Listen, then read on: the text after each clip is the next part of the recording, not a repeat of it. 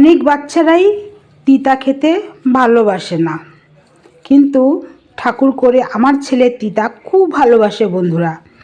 নিম পাতা বেগুন ভাজা করলেও খেয়ে নেয় এবং শুক্তো করলেও খেয়ে নেয়, না করে না, উচ্ছে ভাজাও খেয়ে নেয়, উচ্ছে সিদ্ধও খেয়ে নেয়, মানে তিতা খুব ভালোবাসে।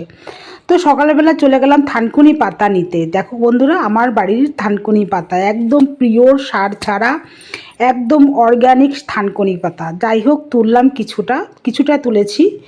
তো সেটা ভালো মতন ধুয়ে ঠুয়ে পরিষ্কার করে তো রান্না করতে হবে।